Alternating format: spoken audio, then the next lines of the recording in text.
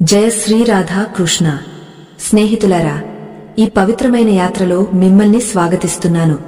ఓ ప్రభు శ్రీకృష్ణ, ఈరోజు మీ వాణిని వింటున్న భక్తుల జీవితాల నుంచి అంధకారం తొలగిపోయి మీ ఆశీర్వాదాలతో ప్రతి కష్టం దూరమవుతుంది.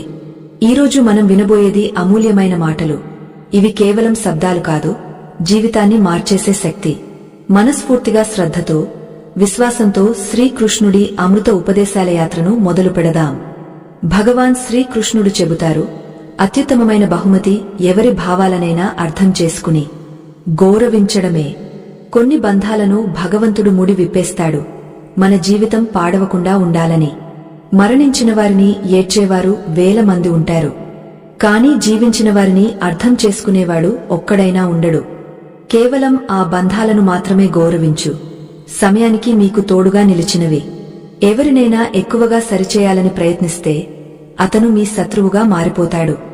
బంధం లోతుగా ఉంటే ఆశలు పెద్దవి, ఆశలు పెద్దవైతే గాయాలు గాయమవుతాయి. జానవంతుడితో కొన్ని నిమిషాల మాటలు వేలాది పుస్తకాల కంటే మేలు. సంతోషంగా ఉండాలంటే స్వార్థపరులను జీవితం నుంచి తొలగించు.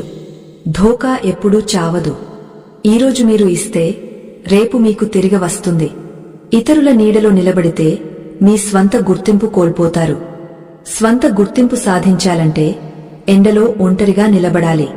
కొన్నిసార్లు మనం తప్పు చేయలేదు, కేవలం మనల్ని సరిగా సమర్థించే మాటలు మన దగ్గర లేవు. నిజం చెప్పాలంటే ఎలాంటి సిద్ధత అవసరం లేదు, ఎందుకంటే అది హృదయం నుంచి వస్తుంది. హిసాబు ఉంచుకోండి, ఎందుకంటే ప్రజలు త్వరగా అడుగుతారు, నా కోసం ఏమి చేశావు అని. నిశ్శబ్దంగా ఉండు, మీ సమయం వచ్చే వరకు. అబద్ధం చెప్పడం సుఖంగా అనిపిస్తుంది, కాని మరొకరు చెబితే కోపం వస్తుంది. ఎవరినీ అవమానించకు. మీరు శక్తివంతులు, అది మంచిది, కాని కాలం మీకంటే శక్తివంతం.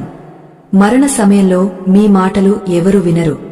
కర్మల గమనమే నిర్ణయిస్తుంది మీరు ఏ దిశలో లాగబడతారో. మనిషి జీవిత సవాళ్ల నుంచి పారిపోకూడదు. భాగ్యం, ఈశ్వర ఇచ్చ వంటి సాకులు వాడకూడదు. శాంతంగా ఉండు, మీ సరైన సమయం వచ్చే వరకు.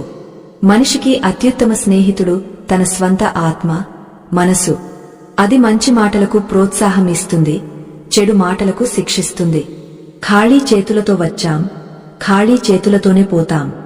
ఈరోజు మీది కలవారిది, అందుకే ఏమి చేసినా భగవంతుడికి సమర్పించండి. ఆరోగ్యం అతిపెద్ద బహుమతి.